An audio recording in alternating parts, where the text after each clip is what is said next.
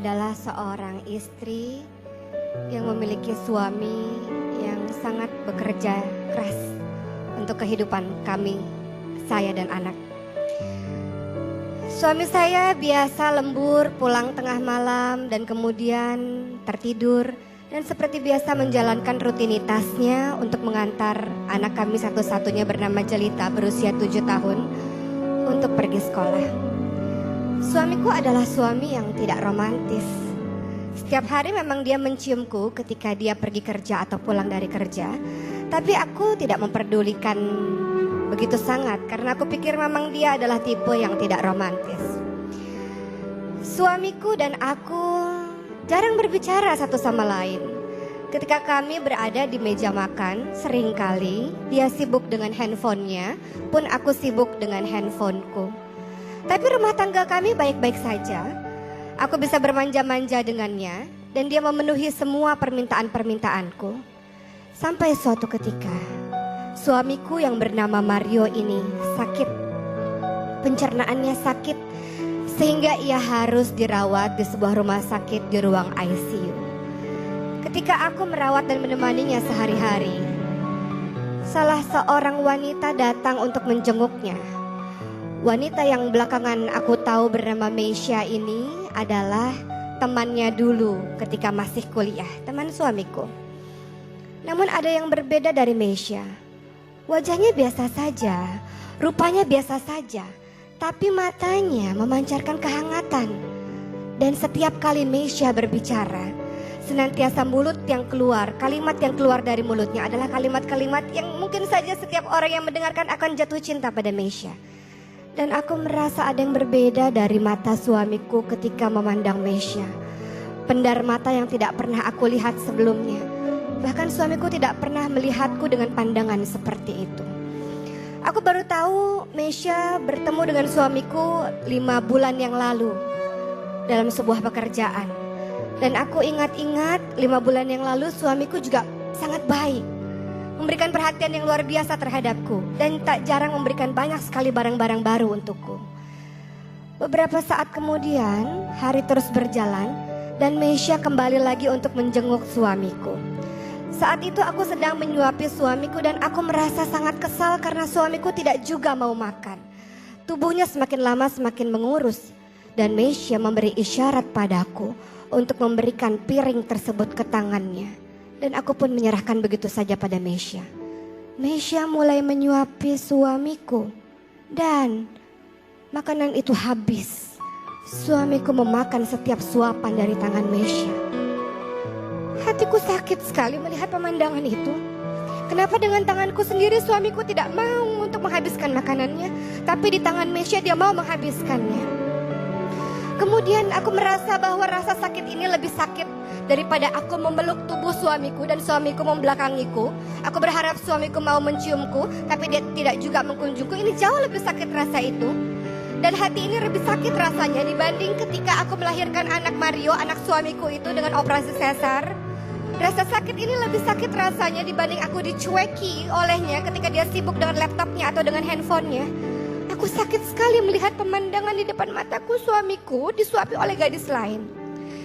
Kemudian, aku tak punya alasan untuk membenci Meisha. Meisha adalah gadis yang sangat baik, wanita yang sangat baik. Dia sering membawakan makanan untuk aku dan anak-anak di rumah sakit. Suatu ketika Meisha pun pernah menjenguk suamiku dan ia datang dengan suaminya dan anak-anaknya. Maka apa alasan aku untuk membenci wanita yang sangat baik tersebut? Di suatu sore, ketika hujan rintik-rintik, aku pulang sebentar dan aku bertemu dengan anakku Jelita di rumah. Dan anakku mengatakan, "Mama, aku baru saja menemukan passwordnya ayah. Dan Mama lihat, ayah lagi kirim-kiriman email dengan Tante Meisha. Mama mau baca," kata Jelita. Maka aku pun membaca email yang dikirimkan oleh Mario suamiku terhadap Meisha. Dan apa isi dari email tersebut? Suamiku mengatakan, "Meisha, kau tahu, sudah lama aku memendam rasa cinta terhadapmu. Terima kasih Meisha yang telah hadir dalam kehidupanku. Dan kau satu-satunya yang ada dalam hatiku. Aku tidak tahu apakah aku mencintai istriku atau tidak. Kalaupun aku mencintainya, itu karena aku adalah suaminya dan dia adalah istriku. Kalaupun aku mencintainya, itu karena dia adalah ibu bagi anak-anakku. Kau tahu Mesya, sebenarnya tubuhku, hartaku milik istriku, tapi hatiku hanya milikmu wahai Mesya. Kalimat tersebut sangat membuatku kaget dan aku tak tahan menahan air mataku. Selama 8 tahun pernikahan, nyata-nyatanya suamiku yang aku anggap sangat baik dan bertanggung jawab terhadapku tak memiliki rasa cinta di hatinya terhadapku. Dia mencintai wanita lain, dia mencintai Mesya. Dan mulai saat itu, aku pun berusaha untuk menulis surat, untuk meluapkan rasa sedihku. Surat yang tidak pernah aku berikan kepada suamiku. Aku tulis hari demi hari perasaanku. Dan aku pun berubah menjadi istri yang jauh lebih baik daripada sebelumnya. Aku berusaha melayani suamiku dengan sepenuh hati. Aku berusaha mencintai suamiku dan setia terus berada di samping tempat tidurnya di rumah sakit. Aku tetap terus bersabar dalam menyuapinya walaupun dia menolak suapan dariku. Aku berusaha untuk menjaganya siang dan malam. Dan aku seringkali tertidur di samping tempat tidurnya. Aku mencintai suamiku walaupun aku tahu dia tidak pernah mencintaiku. Aku mencintai suamiku, karenanya aku membiarkan dia untuk tetap mencintai Mesya dalam hatinya. Aku sangat mencintai suamiku. Aku rela melakukan apapun dan aku ingin menjadi istri terbaik untuknya. Suatu ketika, aku pernah membuatkan makanan untuknya. Dan aku merasa dia sangat khawatir karena aku basah kuyup ketika aku belajar membuat makanan di tempat orang lain. Dan kemudian ketika pulang-pulang hujan deras, dia memelukku. Dan apa yang dilakukan oleh suamiku tersebut, dia merasa kasihan terhadapku. Dan aku melihat ada mata yang memancar kepadaku dengan perasaan penuh cinta. Apakah itu artinya suamiku mencintaiku? Entahlah. Setahun pun berlalu, apa yang terjadi? Ada Mesya dan Jelita di sebuah tempat pemakaman, dan Jelita dengan isak tangis yang menyerahkan begitu banyak surat kepada Mesya. Tante Mesya, ini surat yang dituliskan oleh mama yang aku gak pernah tahu ini untuk siapa, kata Jelita. Maka Mesya pun mulai membuka surat demi surat yang nyatanya surat tersebut ditujukan kepada Mario, sang suami Rima ini. Di dalam surat tersebut, sang istri Rima ini menulis, suamiku, aku teringat beberapa tahun yang lalu kita bertemu dalam sebuah kantor. Aku merasa aku begitu jatuh cinta padamu dan aku merasa engkau pun membalas cintaku. Suamiku, engkau tahu betapa aku sangat overprotective terhadapmu karena aku sangat mencintaimu. Aku sangat posesif terhadapmu. Aku ingin selalu tahu di mana engkau berada dan aku selalu ingin engkau senantiasa bersamaku. Tapi suamiku, aku baru menyadari bahwa semua yang terjadi dalam pernikahan kita adalah tidak seperti terlihat. Bahwa ternyata engkau tidak mencintaiku, suamiku. Tapi tidak apa-apa. Setelah aku tahu itu, suamiku, aku berjanji aku tidak akan pernah bertengkar dengan ibumu lagi. Aku berjanji jadi istri yang terbaik. Tapi sampai akhir, wahai suamiku, aku tidak pernah melihat mata itu memandang cinta terhadapku. Sebaliknya, aku melihat matamu selalu berbinar-binar ketika melihat Mesya. Suamiku, aku tahu sejak engkau bertemu dengan Mesya, aku melihat engkau sangat baik terhadapku. Engkau memberikan semua yang aku suka. Aku tahu suamiku, walaupun engkau tidak mencintaiku, engkau berusaha untuk bersikap baik padaku. Karena engkau adalah laki-laki yang mengagungkan pernikahan. Engkau laki-laki yang memegang teguh dalam komitmen pernikahan, walau hatimu tidak bersamaku. Maka suamiku, pada hari ini adalah hari pernikahan kita. Aku tidak ingin terjadi seperti 1 tahun yang lalu ketika engkau pulang dengan larut malam. Aku pada hari ini belajar memasak, suamiku. Belajar memasak rumah Bude Tati, suamiku.